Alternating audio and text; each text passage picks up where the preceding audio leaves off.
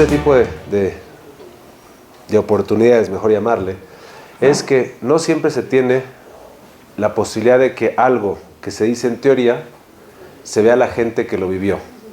Porque a veces es muy fácil hablar conceptos pues filosóficos, psicológicos, emocionales, y es fácil desde un lugar de sabiduría, de los libros, de ciertas experiencias, pero tener gente que realmente lo vive, lo vivió, lo enfrentó, lo digirió, lo integró, pues obviamente es otra cosa. Y por lo tanto, siempre lo que tratamos de hacer en los martes de los que hablamos, un martes al mes, es encontrar un valor importante y una persona que lo ejemplifique. Y no necesitan más introducción a Abraham y Margaret, pero les voy a contar una cosa. Yo tengo un rabino que se llama Rav Leuchter, que es un rabino suizo, muy honesto, muy verdadero, muy rígido. Y después de hablar con ellos, en un Shabbatón, se me volteó y me dijo, en su inglés suizo, "These are very hashuv people." Esta gente es muy importante porque vio lo que ustedes se enteraron después de su pérdida. Entonces lo que vamos a hacer el día de hoy es yo hablar primero como 10, 12 minutos de una parte pues conceptual, desde el punto de vista del judaísmo, un poco de la psicología, cómo uno enfrenta una dificultad, una pérdida. Luego obviamente dar la palabra a Margaret y a Abraham para que vean su experiencia, cómo eso se vivió y cómo se integró. Y finalmente una sorpresa, su yerno, que es Dani, Rav Dani Barón, que trabaja con nosotros, va a dar al final 5 minutos, todo va a ser un lapso de 1 hora, de lo que un yerno, justamente una semana de comprometerse y toda la experiencia que vivió con sus suegros, cómo se vio eso también. Entonces, lo primero que hay que empezar es con una muy importante diferenciación. Antes que nada, siempre es importante saber esto. En Esh Bosques, en Esh México, tenemos una muy importante estructura de crecimiento que esté muy clara. El judaísmo me da la tarea de que mucha gente cree que ya está en el judaísmo, ya creció, o no sabe cómo conceptualizarse. Si yo le pregunto a mucha gente, ¿qué es crecer como judío? Solamente cree que es una cuestión de Dios. Si uno analiza el judaísmo, esto lo puedo decir no nada más aquí, en una yeshiva o en Israel. Después de mucho pensar, esto es judaísmo auténtico, lo que se llama el GPS. G es una relación con Dios, que eso significa conocimiento de Dios, porque ¿cómo puede ser relación con alguien que no conoces? Conciencia, obviamente está aquí, y cercanía. P es people, relación con los demás. Un judío exitoso es el que es sensible al otro, bondadoso al otro y vive en armonía con el otro. Y self es el alma y el cuerpo, el que vive con la conciencia de sus partes, elige e integra. Todo esto lo hacen las mitzvot, by the way. Todo, si yo tuviera tiempo, les enseñaría cómo cada mitzvah del judaísmo es un instrumento para desarrollar esto. Entonces la plática de hoy es G, es una relación con Dios, para entender cómo desarrollar la conciencia, conocimiento y cercanía ante una pérdida y cómo no destruir esa relación. Yo les recomiendo que siempre que piensen en judaísmo, piensen en este macro. Si estoy bien con Dios, con los demás y con uno mismo. Los budistas o las filosofías de por ahí es mucho self. Los talibanes y la gente muy de Dios son God. El humanista es people, pero tristemente el judaísmo es 3 y no se nos olvida. Un judío exitoso, y todas las mitzvot de la Torah, se los digo en muchas fuentes, es una persona así. Entonces siempre que estén perdidos espiritualmente, clarita, GPS, God, People, Self, ¿ok? Es que la conozco desde chico, me da gusto que esté acá. Entonces, vamos a empezar. Es muy importante saber algo. Hay una palabra que puse muy cuidadosamente, no le llamé sufrimiento, no le puse cómo lidiar con el sufrimiento, le puse cómo lidiar con la dificultad. Porque la dificultad es una realidad, el sufrimiento es una elección. Porque eso va a depender de cómo una persona aborda, integra, piensa y reflexiona sobre lo que está viviendo. Y entonces tenemos que ver cómo uno debe de afrontar la dificultad. Y más que eso, ahí les va. Para una persona creyente, y es la parte hermosa de Margaret y Abraham, es que a veces no nos damos cuenta que para el que es creyente en Dios, el que es rabino, el que es Rebbetzin, el que toda su vida la ha encomendado a su Torah, a su crecimiento, un shock tan grande como que un único hijo, hombre, en Shabbat, de una manera no negligente, pueda faltarse un hijo, obviamente vienen muchas preguntas, muchas emociones, que el que diga que preguntas es haram, no ha entendido lo que es un ser humano. Las preguntas son normales, las emociones son normales, la única pregunta es cómo las vamos a integrar. Para el hombre creyente, y espero que ustedes van a decir si no es así, vean las preguntas que uno se puede hacer. ¿Cómo es posible que mi Creador, que es la fuente de toda bondad, me haga esto? Si no creo en Dios, bueno, pero si sí creo, ¿qué onda? ¿Cómo puedo confiar en ti y acercarme a ti después de lo que me hiciste? Hay gente mucho peor que yo y a ellos no les pasa. ¿De qué ha servido toda esta relación contigo si ve cómo me retribuyes? ¿Y acaso es una persona tan mala que me merezco esto? Esas preguntas, si no le pasa a una persona creyente, o que ya está en el Gan Eden, o es que no se permite escucharlas. Eso no significa que se convierta en una persona no creyente, significa que hay emociones normales que uno tiene que aprender a lidiar.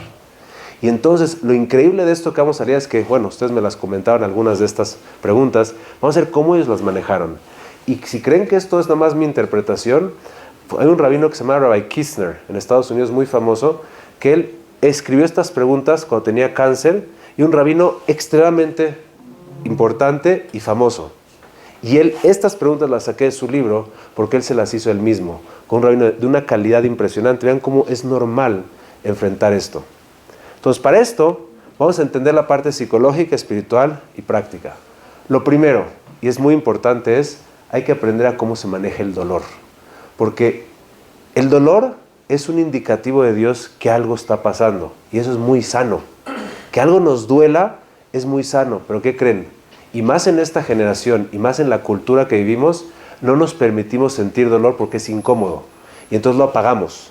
Se apaga con, vamos a tener una conferencia el próximo mes posiblemente de adicciones o entretenimiento, pero cuando uno el dolor no lo quiere tocar, el dolor es un indicativo que algo profundo pasó.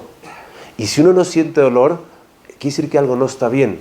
Pero ¿cuál es el reto de una persona cuando tiene algo tan complicado como esto? Es cómo aborda el dolor, porque si de repente uno no lo aborda bien, tumba toda su filosofía, o a veces en tanta vulnerabilidad uno hace malas decisiones.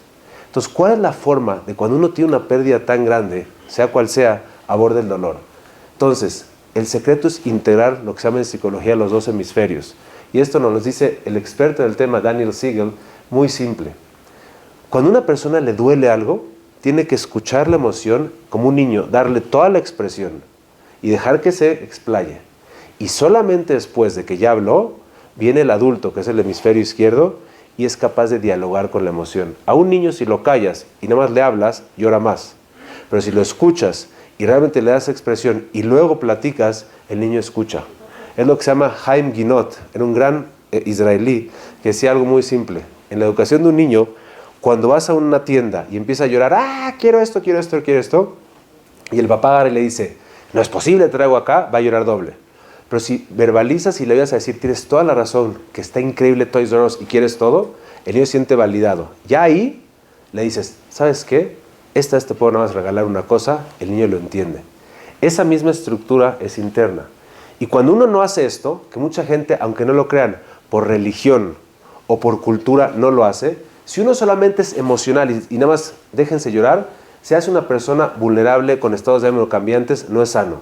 Pero si una persona se hace el muy tzadik, o muy chemuná, o muy intelectual, y no se permite sentirse en lo que empieza a pasar, entonces va a empezar a pasar cosas psicosomáticas, donde el cuerpo empieza a ser reactivo, cambios de ánimo, a veces empieza a desarrollar inclusive posibles enfermedades, porque la energía que tiene dentro solamente se almacena en un lugar. Entonces, primer punto importante, que no es una cuestión de ir en contra de Dios, es el sentir la emoción que uno siente, uno la escucha y después podemos dialogar. Es el primer punto, que es el punto que siempre que yo voy a una shive, la gente espera de mí que le voy a dar la receta mágica, entender la muerte de su pariente. Y ¿saben lo que yo llego a decirle en todas las shives? Les digo, mira, si crees que yo te voy a venir a dar un discurso, no hablo en la shive.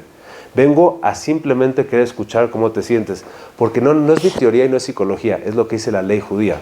La ley judía dice que en la shiva, la persona que tiene su ser querido tiene que llorar.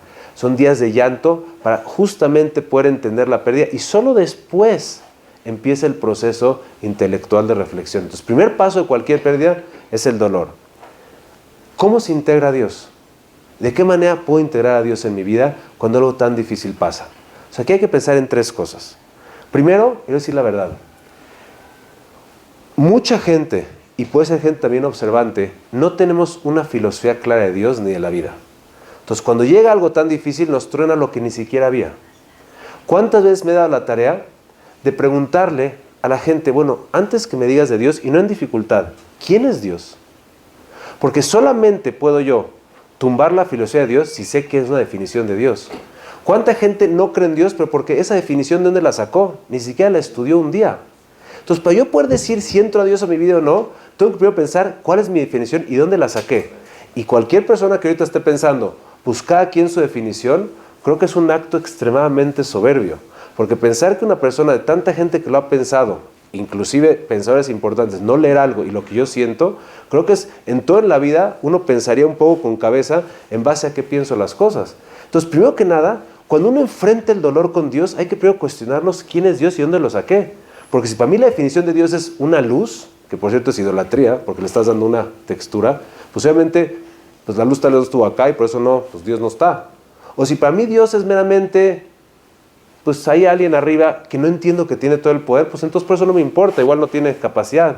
Pero cuando tengo una definición racional y consciente, entonces puedo empezar a dialogar con el concepto y una filosofía de vida clara. Porque les doy un ejemplo. Cosas básicas de filosofía judía que siempre enfrentan la dificultad es la siguiente. Dios es un papá, no un abuelito. ¿Cuál es la diferencia de un papá y un abuelito? El abuelito consciente. El abuelito, si no vas a la escuela y no pasa nada, está feliz, ¿o no, Huicho? Mientras el abuelito, todo en la vida el abuelito es mi vida, etc. Pero a ver, les voy a hacer una pregunta y siempre me gusta hacerla. Imagínate que llegue tu hijo y te diga, papi, eres el mejor papá del mundo. Y mami es la mejor cocinera, la mejor mamá, tu casa es lo máximo. Lo que me hace feliz es quedarme en tu casa, no casarme, no ir a la universidad y ser una persona extremadamente feliz en tu casa. Me apapachan, me dan de comer, juego PlayStation y eso me hace feliz. ¿Algún papá sentiría bien? No. Entonces, ¿por qué entonces con Dios sí pensamos que Él nos gusta que seamos mediocres? Yo le digo a Dios, Diosito, a mí nada más dame mi dinero, mi familia, estar tranquilo y yo con eso estoy feliz. ¿Por? Dios es un papá. Papá significa, quiero verte crecer. 2, las dificultades no son castigos, son actualizaciones de potencial. Y la más importante es la siguiente. Mucha gente tiene la asociación rarísima de que entre más religioso uno es, su vida está de la Dolce Vita. Entonces, ¿cómo es posible que si uno es tan religioso, su vida tuvo dificultad? ¿Quiere decir que nadie leyó la Biblia? ¿La vida de Moshe fue espectacular? No. ¿La vida de Abraham fue bonita? No. ¿La vida de Isaac fue bonita? No. ¿La vida de David Amelech fue bonita? No. Todos los Teilim son emociones profundas de David Amelech. ¿Qué significa?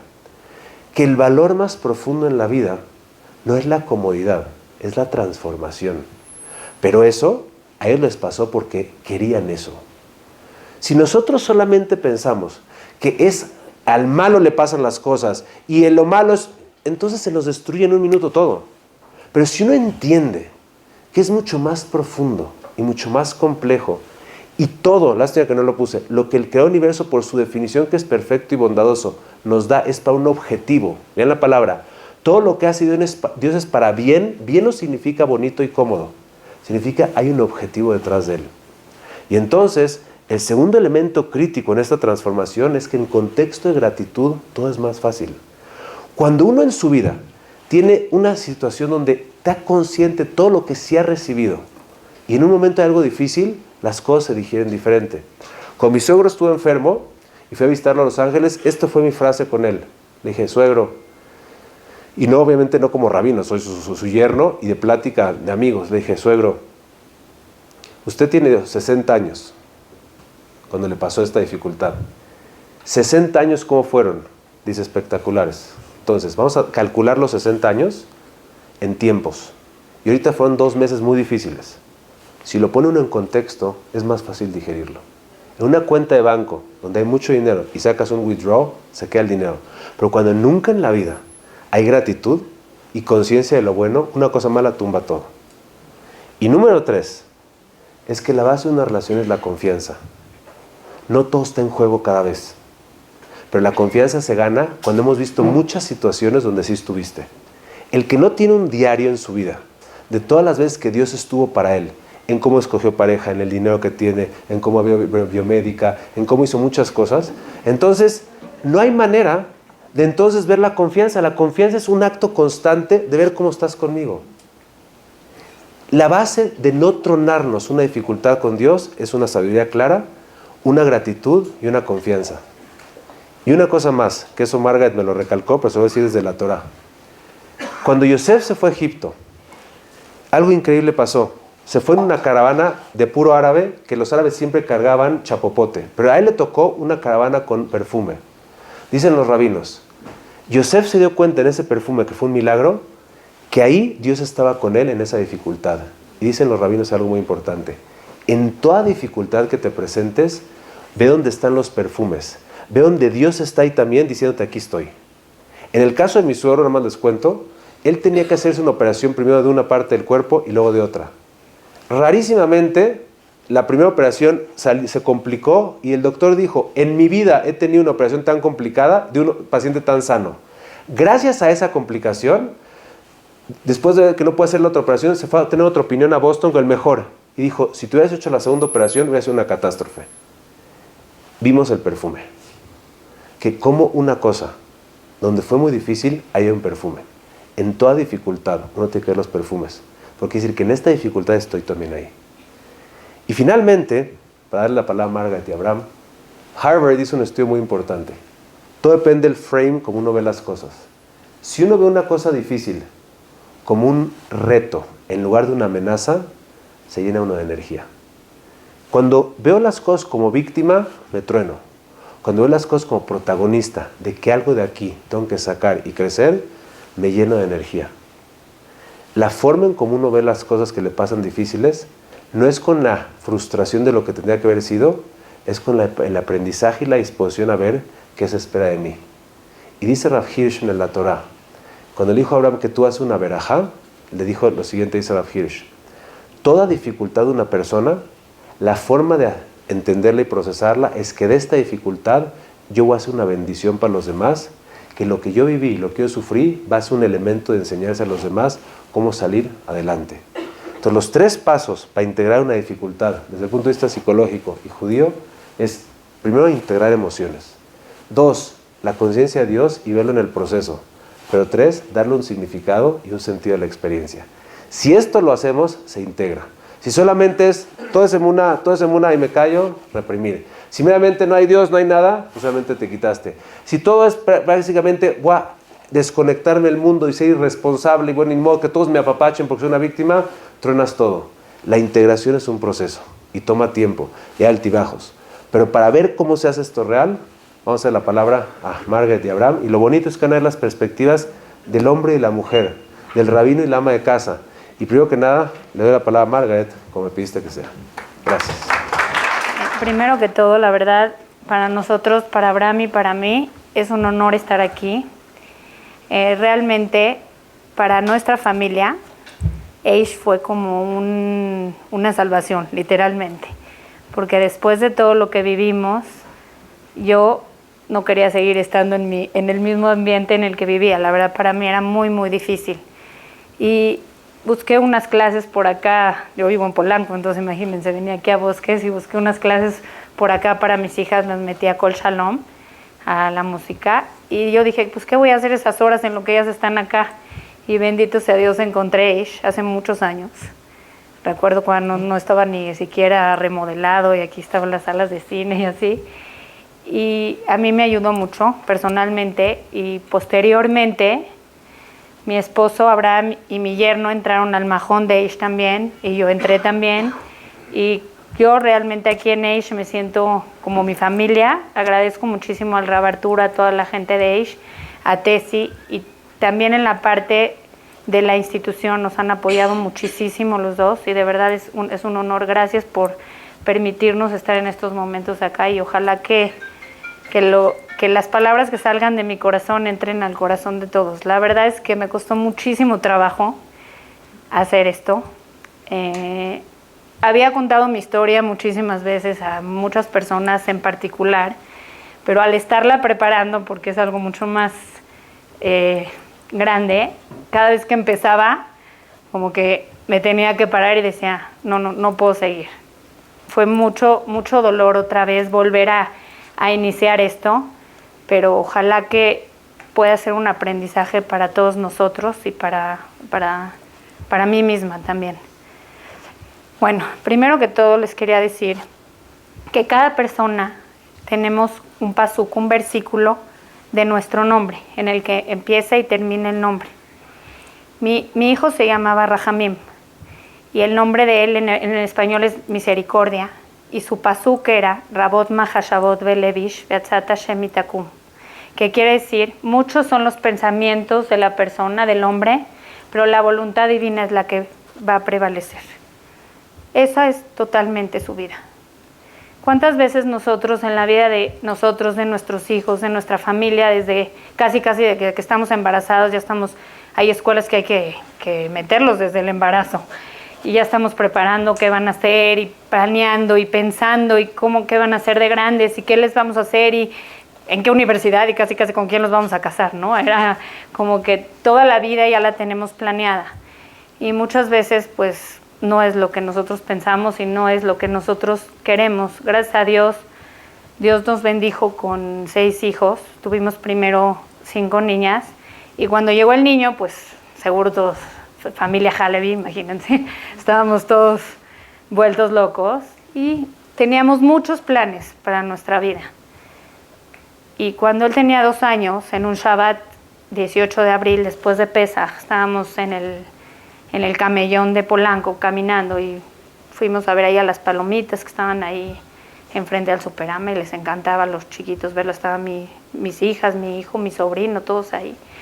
Y en una de esas él empezó como que a caminar hacia la calle, y yo lo tomé del brazo arriba de la banqueta, pero venía un coche muy rápido, en exceso de velocidad, y me pegó a mí en la parte de la costilla, la cintura, con el espejo retrovisor. Y entonces él voló. Cuando yo me vi tirada en la calle y lo vi de frente, sabía que mi corazón se sintió que algo muy malo había pasado. No sabía qué pensar porque yo no me podía levantar, me había pasado la llanta trasera en mi pie. Mi mamá y mi hija lo cargaron, y gracias a Dios estaba la Cruz Roja a una cuadra y lo pudieron llevar rápido para allá. Y por mí pasó la ambulancia de Atzalá.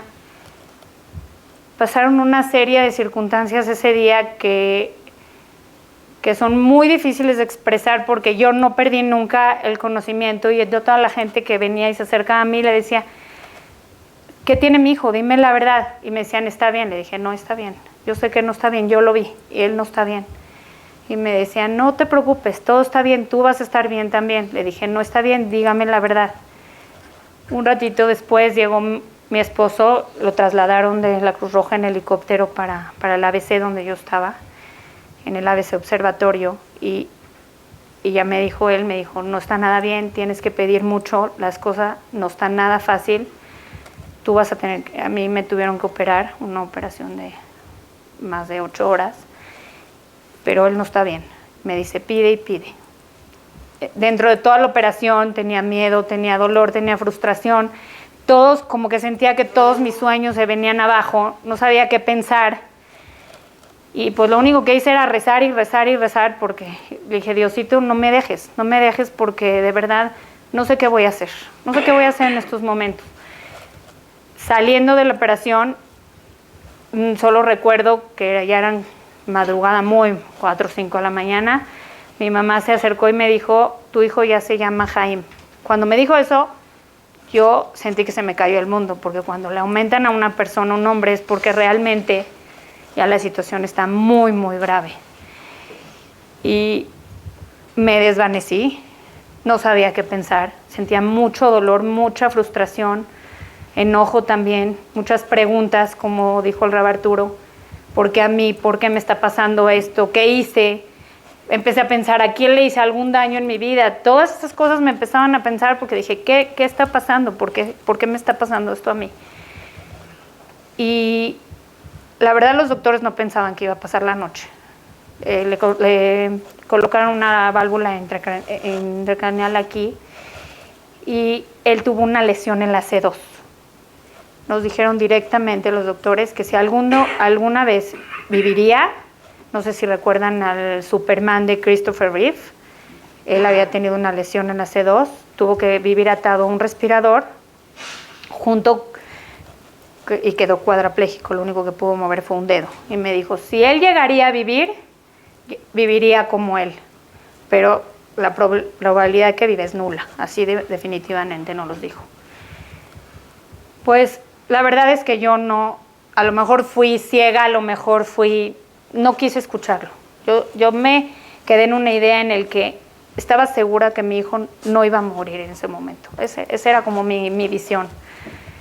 Y sí, realmente empezamos a ver muchos milagros.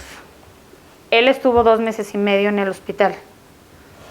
Cada 3 días nos decían, fallece en media hora, fallece en 1 hora, fallece mañana, fallece en un ratito. Pero no, veíamos esas pequeñas luces, que fue lo que nos hizo salir adelante. En una ocasión lo quisimos trasladar a Estados Unidos, no se pudo porque estaba atado al respirador y nos dijeron definitivamente no va a llegar, no se lo lleven, pero sí teníamos 2 doctores, uno en Boston y uno en Baltimore, que es el que nos iban guiando para ver cómo manejábamos nosotros todas las situaciones. Entonces el doctor de Boston tenía como una manera en la que se tenía que operar a mi hijo, lo tenían que poner unas barras para fijar la columna, porque como la lesión fue en la médula, tenía que tener una fijación en la columna. Y me acuerdo ese día de la operación, habían pasado 10 días del accidente, que varias veces nos decían que no va a vivir, y al ratito, en 1 hora, en 2 horas, mañana se muere, así nos decían definitivamente. Y fue que nos dijo el doctor, ya estamos listos para la operación, lo operamos en media hora, pero ahí viene el anestesiólogo y todo, está bien, estábamos esperando, entramos a hablar con él, a decirle que le eche ganas, que resista, que todo va a estar bien, era una operación muy, muy delicada. Y de repente, después de 10 minutos, salen y dicen, no lo podemos operar. Y yo, pues me quedé de a 6, digo, ¿qué pasa ahora? Y veo que Abraham se empieza a reír. Digo, ¿qué tiene? Él se ríe, ¿qué pasa? ¿Qué está pasando? Y me dice, no lo podemos operar porque se le acaba de colapsar el pulmón y puede ser delicado. Tiene que ser en otra ocasión y no sabemos qué va a pasar. Y en eso le digo, ¿pero tú por qué te ríes? ¿No estás viendo lo que está pasando? Y me dice, ¿qué crees? Me acaban de hablar el Jajam Tusie, que es una de las personas que se encargan en México de ayudar a guiar conductores, que dijo el doctor de Boston que no lo pueden operar de esta manera, porque si lo operan así, él no va a crecer nunca. Entonces, lo que nos acaba de pasar es un milagro. Gracias a Dios, después de 2-3 días después le dio un shock de las medicinas, pero después de un tiempo se pudo operar. Otro de los milagros que nos pasó era que él estaba siempre en terapia intensiva, pero de los adultos. ¿Por qué? Porque ya no existía terapia intensiva infantil dentro del hospital ABC. Él lo tuvieron que trasladar ahí porque a mí me trasladaron ahí. Entonces dijeron, no podemos tener al hijo en un lado y a la mamá en el otro. Y un solo día lo pasaron a pediatría, en esos casi 3 meses que estuvo en el hospital. Y ese día, gracias, mis hijas, las chicas, no lo habían visto por mucho tiempo y yo no sabía si lo iban a volver a ver, era la realidad. Entonces yo le dije al doctor, por favor, está en pediatría, deje que mis hijas chiquitas lo vean, porque sí tienen que saber lo que está pasando, no los puedo negar que estén viendo y que sepan bien en qué estado está su hermano, porque si no luego va a ser un shock muy fuerte para ellas. Y pudieron entrar, y no nada más eso, ese día encontramos una doctora, que es una doctora de medicina alternativa, fuimos mi mamá y yo con ella, y ella al checar, es como por medio de un puente, cómo él se sentía, nos dijo que él tenía mucho miedo, porque él la última vez que me vio a mí y se vio a él, me vio a mí tirada y él pensó que yo ya no vivía. Y él por eso no, como que no quería salir adelante. Me dijo, acércatelo a tu pecho, cárgalo y dile que estás bien. Y yo dije, bueno, yo no creía mucho en ese entonces, ahora sí creo. No creía mucho en ese tipo de medicina, pero dije, lo voy a hacer. Y también en ese tiempo no lo había podido cargar porque estaba en la parte de terapia de adultos, era más complicado. Me lo pasaron y le dije, y él se soltó a llorar. Y ahí me di cuenta que sí está escuchando. Y al otro día empezó a mejorar. Gracias a Dios nos pudimos llevar a la casa. Era un milagro también, porque dentro de México, un niño con un respirador está muy difícil. México no tiene clínicas de rehabilitación, pero tampoco podemos vivir en un hospital lleno de infecciones. Hubo un momento en que tuvo pseudomonas. Las infecciones que ustedes se pueden imaginar existen en una terapia intensiva. Entonces también fue un milagro de llevarlo a la casa. ¿Y qué hice yo? Desde el primer milagro que me pasó, empecé a escribirlos. Y empecé a ver y dije, con todo y el dolor que siento y con todo lo que estoy viviendo, tengo que ver esos rayitos de luz para salir adelante, porque si no los veo, me voy a caer. Entonces empecé a escribirlos, porque yo dije, si Dios quiere y Él se cura, voy a hacer un libro contando toda su historia.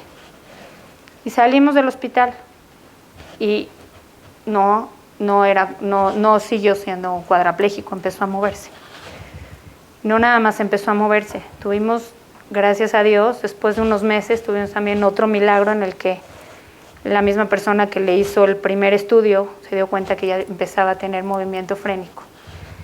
Y le empezamos a bajar los niveles del respirador. Entonces empezamos a ver muchos rayitos, era muy difícil. Dentro de la casa veíamos cosas muy difíciles porque de repente era una terapia intensiva en mi casa. Y tengo, gracias a Dios, mis hijas, y una hija estaba comprometida y se iba a casar, y las otras necesitaban también su apoyo, y él necesitaba de mí 24 horas. Nunca lo dejamos solo, nunca, con la enfermera, nunca, ni de día ni de noche, nos turnábamos. Mi mamá, mi papá, mis hermanas, mis familiares, mis amigos, Abraham, yo, todos nos turnábamos 24 horas. Eran más de casi 8 o 9 terapias diarias, pero veíamos avances impresionantes. Él cuando llegó al hospital, el respirador respiraba 30 veces por él al minuto. Y llegó a respirar él 26 veces. El respirador ya nada más respiraba 4 por él. Y empezó a mover sus manos, sus pies, empezó a sentarse, a sostener su tronco. Entonces veíamos unos milagros que estábamos seguros que iba a salir adelante. Y a veces sí, nos tocaban situaciones durante ese tiempo en el que caía la cosa, de repente una neumonía, estaba expuesto a eso.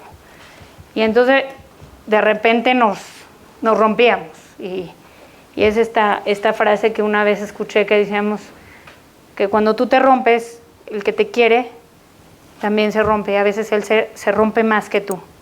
Y entonces teníamos que pensar en él y teníamos que pensar en todos los que estaban a nuestro alrededor, en la gente que nos necesitaba y que teníamos que ser fuertes para ellos.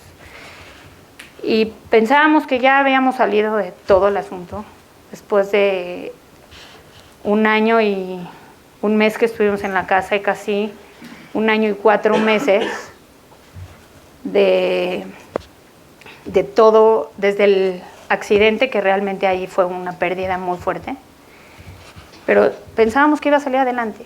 A lo mejor sí iba a tener algún tipo de discapacidad por todo lo que le pasó, pero como que la muerte ya la habíamos hecho a un lado. Nunca pensábamos que iba a morir, nunca. Y fue cuando nos íbamos de viaje para quitarle ya definitivamente el respirador. Estábamos en Cuernavaca, íbamos hacia Acapulco, porque siempre teníamos que hacer escalas por la parte de la altura de México. 2 veces pudimos viajar en el año, gracias a Dios. a exactamente a irle bajando el respirador. Y cuando íbamos, era el 1 de agosto, después de 1 año y 1 mes que habíamos salido del hospital, íbamos rumbo a Cuernavaca, a Acapulco, pero yo una noche antes como que no lo veía bien. Él desde que salió al hospital ya no le había dado temperatura. Y esa noche le dio temperatura, entonces estaba yo un poco preocupada. Me acuerdo que ni siquiera me quedé en ropa y dije, no, yo así me quedo, yo no sé, estoy intranquila.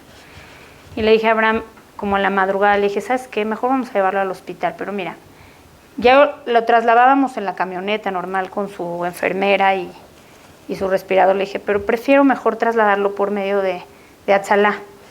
No le digas que ponga la sirena, no quiero escándalos de nadie, son unas 5 o 6 de la mañana. Nada más pídeles de favor, estábamos en la misma calle donde estaba la ambulancia. Pídele de favor que nos traiga la ambulancia y nos vamos a México a checarlo. Si todo está bien, ya de ahí nos vamos a Acapulco. Pero la verdad estoy intranquila. Y todavía cuando ya nos estábamos subiendo a la ambulancia, Dani lo cargó. Lo veíamos perfecto, hasta me subió a las manos. Le digo, ay, ¿cómo me estás haciendo para ir chayotes? Porque yo estaba muy nerviosa. Y subimos a la ambulancia. Después de como media hora en el camino, le dio un paro cardíaco. Trataron de recuperarlo y así, pero ya no hubo manera. En ese entonces, en ese tiempo, yo ya sentí que se iba a ir. Como que sentí, ya no puedo, ya no debo de luchar más por él. Pero sí les quiero decir que mi mundo se cayó. Se destruyó. Fue el día más triste de mi vida. Fue un dolor y un muy, que nadie en la vida nunca lo vea. Y pues fue una cosa que no, estaba muy enojada, muy enojada. No podía ni siquiera abrir un libro de rezar. Y estaba como que se me acabó mi vida. Sí dije que nunca en mi vida iba a ser feliz en esos momentos. Pensé que se me destruyó todo.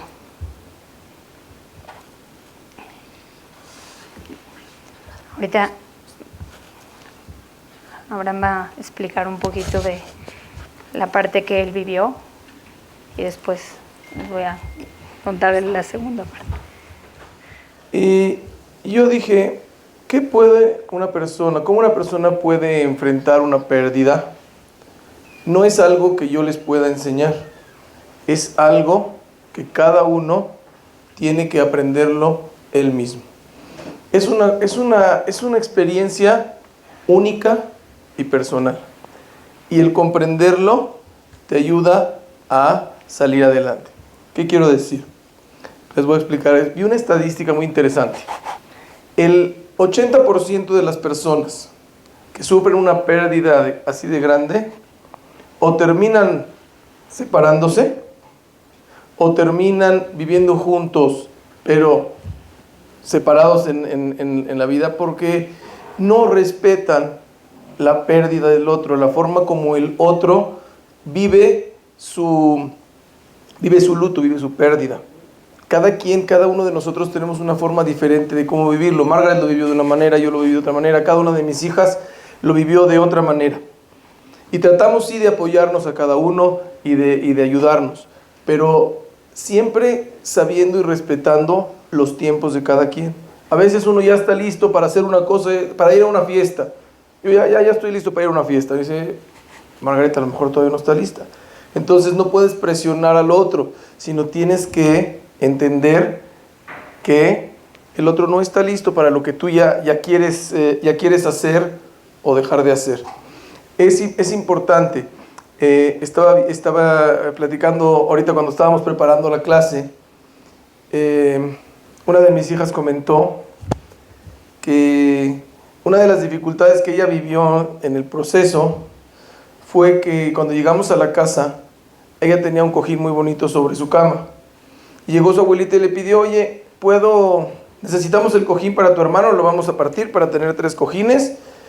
Y sin preguntarle tomaron el cojín, lo hicieron 3 cojines y lo usamos para acomodar al niño en la cama. Y ahorita platicó mi hija que eso le dolió mucho, porque toda su vida se le desmoronó y por otro lado no se le respetó ese detalle que eso es mío, porque ya mi hermano se llevó toda mi vida y ahora también se va a llevar mi cojín. Es lo único que sentía ella que tenía y a veces uno no se da cuenta, pero cuando uno no informa cómo las cosas están pasando, a veces no les informamos a los más pequeños, a los niños, y no está claro. Y les decimos, ¿cómo está mi hermano? Está bien, no te preocupes, va a estar bien.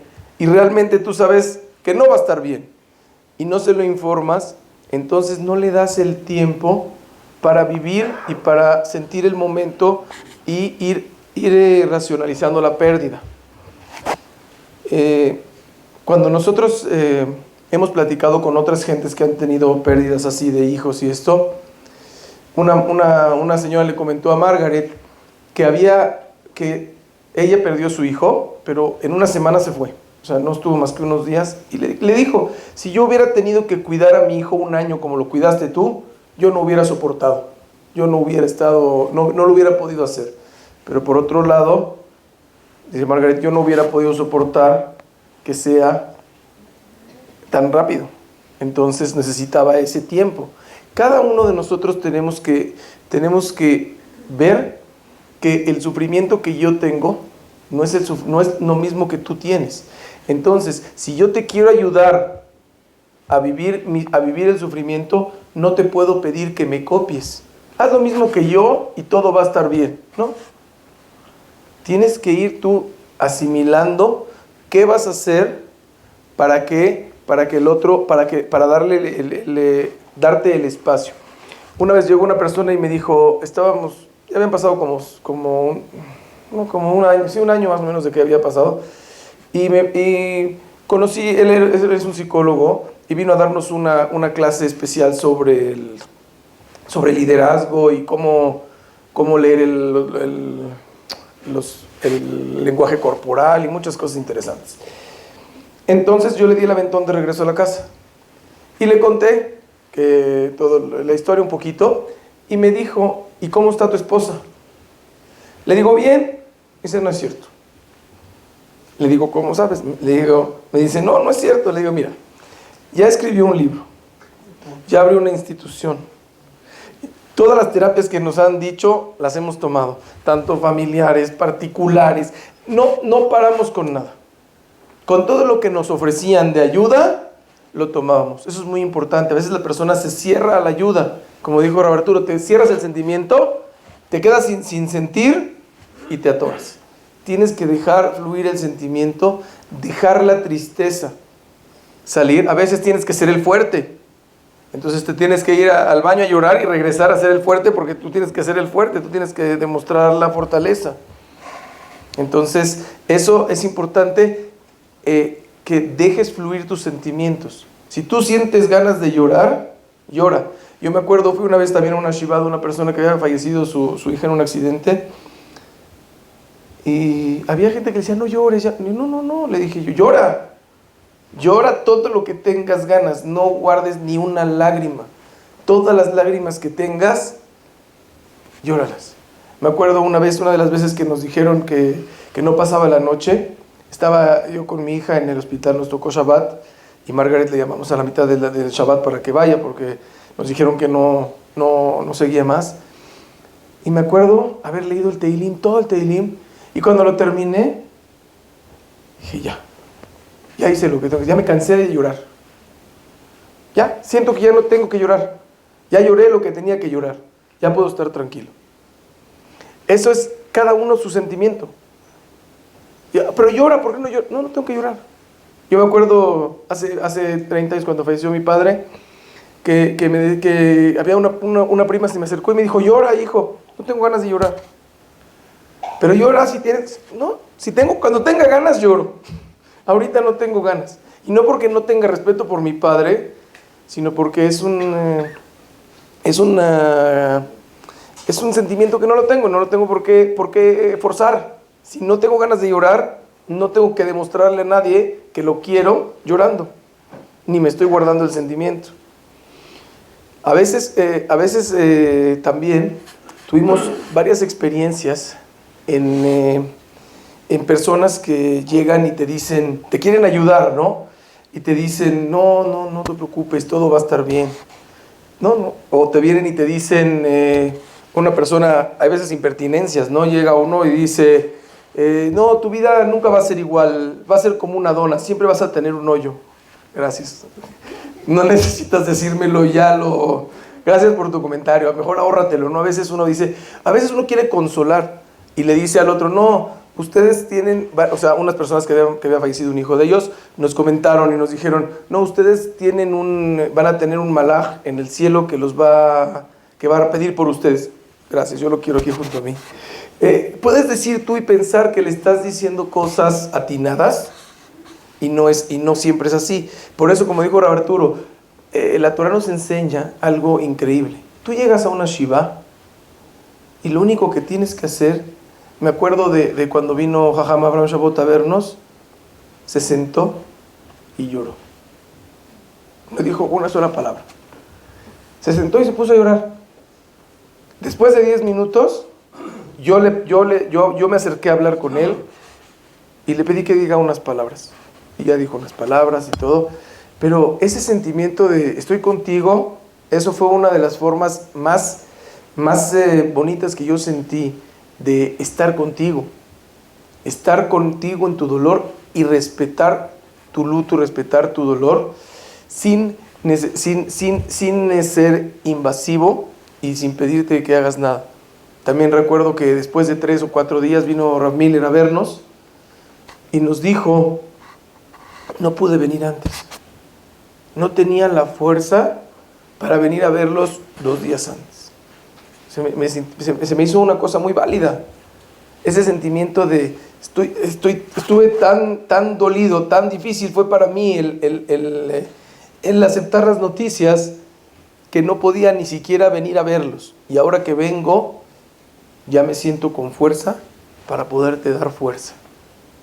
A veces en estas situaciones no logramos lo que queremos. Pedimos, pero al final no logramos lo que queríamos. Pero la lucha misma es un logro. El sentimiento de saber, hice todo lo posible y al final la decisión fue, no se queda con ustedes. Bueno, ahí tú tomas tu decisión. Si quieres usar esta pérdida como un precipicio o como un trampolín. Como dijo Rab Arturo, son oportunidades para recapacitar y pensar. A veces dice la persona, bueno, está bien, pero que empiezas a pensar. Yo me acuerdo, pasamos cosas muy extrañas. Estábamos en el hospital y de repente yo estaba dentro en la terapia y de repente me empiezan a buscar por todos lados. El dueño de un coche dorado, nunca me imaginé. ¿Qué pasó? Alerta 8, no sé qué estaban diciendo, una clave que estaban diciendo todos los policías. El chiste es que el coche se estaba quemando. Mi coche estaba en el estacionamiento parado, apagado, y se empezó a quemar. Se incendió así apagado. Y justo una semana antes me habló el del seguro, yo estaba con todo lo del hospital, me habló el del seguro y me dice, se vence tu seguro del coche, ¿qué hacemos? ¿Terceros o completo? Ya ponlo a terceros, ahorita no tengo cabeza, ponlo a terceros. Perdimos todo el coche. Se fue todo el coche así, como nada. Una cosa rarísima, me acuerdo, nos sentamos y me empecé a reír. Y me dice, Margaret, ¿de qué te ríes? ¿Perdiste el coche? Y dice, sí, dije, sí. Es otra más. Ya no hay lo que tú puedas, o sea, yo le dije a Hashem, ya no puedes hacerme llorar. Ya lloré todo lo que tengo que llorar por mi hijo. A lo mejor esto es lo que necesitábamos.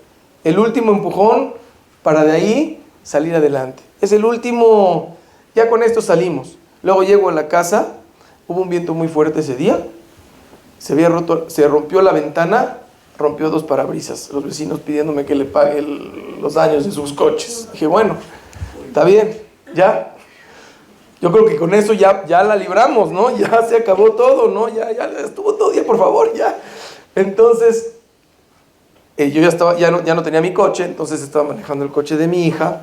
Un viernes salí del hospital, venía yo solo. ¿Cuánto puede decir el viernes en el periférico en la tarde? ¿Cuánto puede decir? 60, no sé cuánto iba, no iba muy rápido.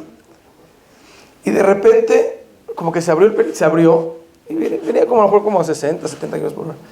Pisé el freno y el coche se dio la vuelta y empezó a ir en trompo de reversa a toda velocidad, fuera de control. Así, fuera de control, yo en el coche dije, yo dije, ya aquí me quedo y no sé cuántos me llevo conmigo. No sé qué pasó. El coche empezó a ir de reversa, las llantas caminando hacia adelante, un ruido tremendo, humo por todos lados. Estoy así, dije, ¿qué hago? Ya no sé qué va a pasar. En eso se para el coche, muevo el volante, se mueve, suelto el freno, camina, me enderezo, me voy, digo, no voy a llegar otro coche por atrás. No le toqué ningún coche, o sea, así como se dio la vuelta para atrás, se dio la vuelta para adelante y quedé viendo al sentido normal, tranquilo. Y me fui. Todas esas cosas dices, ay, ya, ¿no? Ya, yo creo que ya con esto, ahora sí ya estamos limpios, pero no es así. Hashem quiere despertarte y a veces dices, bueno, ¿y por qué yo? Como digo, ¿por qué? Pero tú tienes que ver en cada cosa que pasa una oportunidad de crecer o hundirte y decir ya, de verdad, yo ya no tengo nada más que ¿qué más puedo hacer? ¿No? Ahora sí que sigue. Ya no ves lo duro, sino lo tupido. Pero ya nada más nos reíamos. Ya cuando lo contamos, nos reíamos porque, como dijo Margaret, ves muchas cosas y ves también muchos milagros. Hay un dicho que vi que quería leerles, dice, no busques en tu vida culpables de las cosas que te pasan. Los buenos que están en tu vida, las personas buenas en tu vida te van a traer felicidad. Los malos te traerán experiencia. Los peores te darán una lección. Y los mejores te dejarán un buen recuerdo. Quiero terminar con una frase que leí que me gustó mucho. La vida no es perfecta, pero no necesita ser perfecta para ser maravillosa. Gracias. El trayecto fue muy difícil, fue muy doloroso, tuvimos muchas experiencias en ese tiempo, pero sí recuerdo que desde la semana en la que estábamos sentados, nosotros dijimos, no podemos seguir así. Nosotros vivimos una experiencia muy difícil. Para todos se nos complicaba, para las terapias, para las enfermeras, para tener la terapia intensiva dentro de la casa, para ir a diferentes lados de México hasta donde nos mandaban a tomar una terapia y con el niño con el respirador, y eran muy complicadas las cosas. Y es cuando decidimos en la familia que teníamos que ayudar a la gente, que la gente no podía pasar por lo que nosotros pasamos. Y dijimos, tenemos que hacer algo. Iniciamos, recuerdo, no había pasado el mes que falleció Rahamim, y yo empecé a platicar con varias personas que habían también tenido alguna pérdida de un ser querido, de algún hijo o de algún hermano, así. Y también gente que había pasado por dificultades como un hijo con una espina bífida, otra amiga tenía una niña con síndrome de Down. Entonces nos unimos todas, éramos 4 o 5, y dijimos, vamos a empezar a ayudar a la gente. ¿Por qué no traemos aquí a terapeutas, a ese tipo de cosas, a ayudar a la gente que no puede salir adelante? Y empezábamos y íbamos para arriba, pero ya sabes, uno se levanta y se cae, y se vuelve a levantar y se vuelve a caer. Y gracias a Dios pudimos abrir la fundación que tenemos hoy en día, que se llama Yad Rahamim, que es la mano de la misericordia, y es a nombre de de nuestro hijo y Baruch Hashem, pues hoy en día cada niño que nosotros vemos en la institución que sale adelante, que sonríe, que es feliz, pues platico con mi hijo y le digo, tú pasaste muy difícil la vida, es la verdad, pero estás dándole mucha felicidad a los demás. Y pues salimos adelante, gracias a Dios. Hoy les puedo decir que somos muy felices. La verdad, Baruch Hashem, estamos muy agradecidos con Hashem. Sí, en ese momento estuvimos enojados y estuvimos muy dolidos, pero luego empezamos a ver lo bueno que tenemos, gracias a Dios, que nos vivan 120 años nuestras hijas. Gracias a Dios ya tengo 2 casadas y mis yernos son maravillosos y gracias a Dios empezamos a ver lo bueno. Y hoy en día sí les quiero decir una cosa, yo no me duermo un día sin agradecerle a Dios por todo lo que me da. Y no damos nada por hecho, porque realmente nadie tenemos la vida comprada y pues es lo que realmente Él nos dejó. Es como que el legado que Él nos dio y Él nos enseñó a volar, nos enseñó a salir adelante y trascendió porque Él sí vivió un sufrimiento, pero ahorita está ayudando a muchos niños a que vivan una vida diferente y a cambiarles sus vidas. Entonces, de verdad, muchas gracias por la oportunidad, Rab Arturo, y a todos. Ah, sí. Este libro está fuera, el que quiera, es su historia, es la historia de Rahamim. Lo trajimos aquí como un obsequio para todos. Y en la parte de atrás es su legado, que es realmente lo que nos dejó a nosotros como vida. Me gustaría que lo lean, es una experiencia muy importante. Yo lo escribí, les conté que lo escribí para su todo allá. Ahora me dicen, ¿cómo al final lo saqué? Porque ya estaba muy enojada y ya no lo quería sacar, entonces dije, ¿yo para qué lo quiero? Y una vez platicando con la esposa de Rab Yuni, que es psicóloga y es mi consejera, y le dije, ya no quiero hacer nada, ya lo hice, ya, ahora sí ya no quiero porque ya estoy muy enojada, ya para qué. Y me dijo, ¿por qué no lo haces como una terapia para ti? Y empiezas a escribir todo lo que sientes y a grabarlo para que sea como una terapia. Y al final, si quieres, lo sacas, y si no, lo saques. Está bien, lo escribimos, y unos meses después, una amiga mía tiene una hermana que no es religiosa y es totalmente, no me conocía, no nada, y es escritora. Y le dije, mira, léelo. Si te puede causar un impacto en tu vida que te cambie para bien, lo saco, lo publico. Y me dijo que le cambió su vida. Este libro lo ha leído gente que no es judía y están ahí los comentarios en el libro, psicólogos, y todo tipo de gente, y de verdad les ha cambiado su vida. Y es un libro que creo que todo el mundo lo tiene que tener en su casa, como tengo aquí una amiga que por eso me conoció, por el libro. Y entonces creo que es algo que sí puede apoyar mucho. Pusimos unos aquí para el que quiera llevarse uno, con mucho gusto. Hola a todos, mi nombre es Dani Barón. Hoy es Dani Barón, normalmente soy Rab Dani en esta situación. Pero quiero platicarles que me paro aquí en este escenario o en el anexo promedio unas 10 veces a la semana. Pero hoy quiero ser Dani, no quiero ser Rab Dani. Quiero platicarles mi parte personal. En donde, como dijo mi suegra, el accidente fue un 18 de abril. Yo conozco a mi querida esposa un 29 de marzo. O sea, básicamente 20 días antes, tenía yo literal 3 salidas. Para ser más exacto, pasé por ella a Cuernavaca un día, la conocí, nunca la había visto en mi vida. Shidduch religioso en mi vida había visto. Paso por ella, la conozco, la regreso a su casa. La segunda vez paso por ella, conocí a mi suegro, que tampoco lo conocía. Esa segunda salida, ellos habían ido a Tequesquitengo. Vi a mi cuñado una noche en la camioneta de atrás, tenía pena conmigo, o sea, lo vi muy apenas.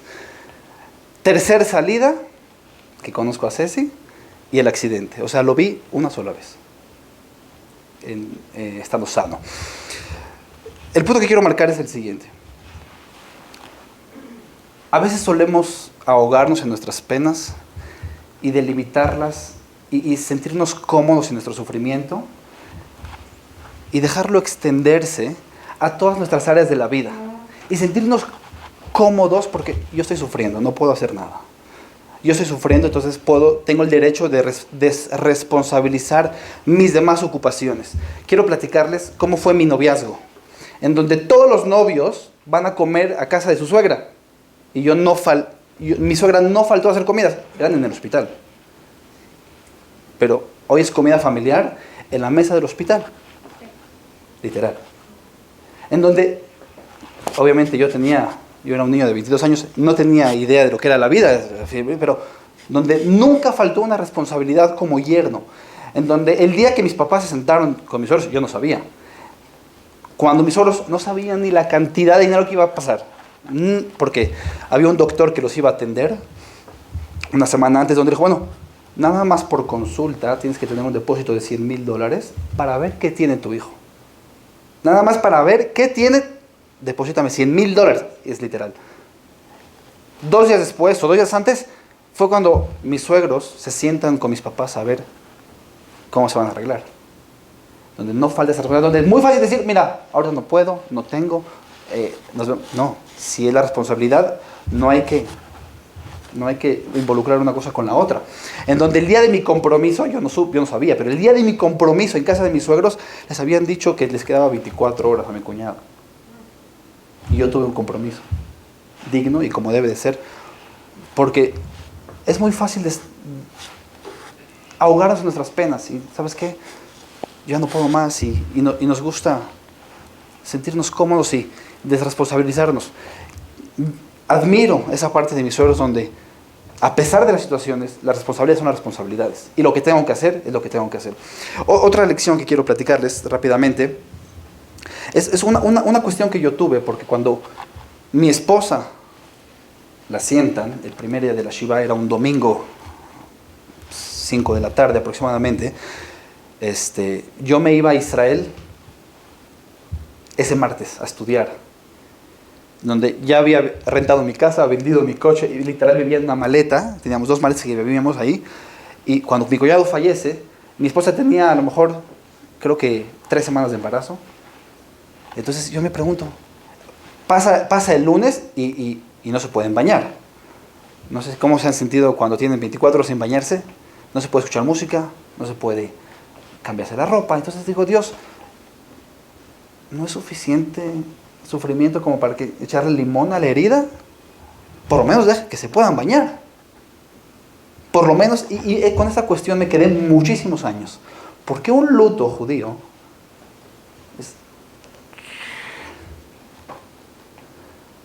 muchos años después, puede ser 5 años después, entendí, a raíz de una película que vi, se llama la película Intensamente, la de Disney, no sé si la han visto, en donde el mensaje es, la única manera de superar las penas es respetándolas y viviéndolas con toda su intención. En donde en otras religiones el luto es, haces una comida, te olvidas, el chiste es que salgas a trabajar y olvídate de esto. Y entendí que el judaísmo es la mejor manera de vivir la vida, en donde es la mejor terapia que hay. ¿Sabes por qué? Porque es hora de respetar la situación y de vivirla y de no olvidarte y estar ahí. Porque la única manera de poder salir adelante es respetándola. Y entendí que el judaísmo es mucho más profundo y más inteligente de lo que nosotros llegamos a pensar. Por último mensaje, entonces, todos conocen lo que es Yad Rahamim hoy, pero para los que no, Yad Rahamim empezó siendo una carpeta, a lo mejor de este grosor, una carpeta. Y nadie nos imaginamos de lo que iba a ser hoy. Cientos de niños, 130 niños en Yeladim, miles de terapias, en donde nadie se imaginó que iba a llegar a eso. ¿Pero qué fue? Hoy, ¿qué puedo hacer? Hoy puedo hacer una carpeta con teléfonos de doctores, nada más. Mañana, puedo traer a 2 terapeutas que den terapia. Es lo que puedo hacer hoy. No sé qué va a pasar, pero es lo que hoy puedo hacer. El día de mañana puedo rentar un departamento. El día de mañana comprar una casa y llegar a lo que fue hoy. Entonces, 3 lecciones que yo me llevo de esta situación. Número 1. No podemos desresponsabilizarnos de las demás responsabilidades. Número 2. Las emociones se tienen que respetar. Y a veces no queremos estar tristes, pero a veces la mejor manera de estar feliz es estar triste. Y respetamos estar triste. Y número 3. Las cosas grandes se hacen de poquito a poquito. Roma no se construyó en un día. Quiero agradecerle a Dios por permitirme estar en esta grandiosa familia. Iba a terminar, pero se me olvidó algo. Perdón. ¿El libro? No sé por qué mi suegra no lo dijo, pero este libro se llama Mi pequeño maestro. ¿Puedo decir por qué? Mi suegro, que lo admiro y lo quiero muchísimo, es educador por excelencia. Tiene educando niños. ¿Cuántos años? 22 años educando niños de primaria. Y su sueño, como cualquier educador, es ¿cuándo llegará el día donde pueda enseñarle a mi hijo? Porque si yo me dedico a la educación, mi sueño más grande es enseñarle a mi hijo. Y ese momento nunca llegó. Y nos dimos cuenta que cuando mi suegro quería ser el maestro de mi cuñado terminó siendo el maestro de mi suegro. ¿Sabes? Nosotros tenemos planes en la vida, y por eso se llama el libro Mi pequeño maestro. Nosotros a veces tenemos planes en la vida, pero tenemos que entender que a veces los planes tienen que cambiar, porque Dios tiene otras cosas esperándonos para a la vuelta de la esquina. Muchas gracias.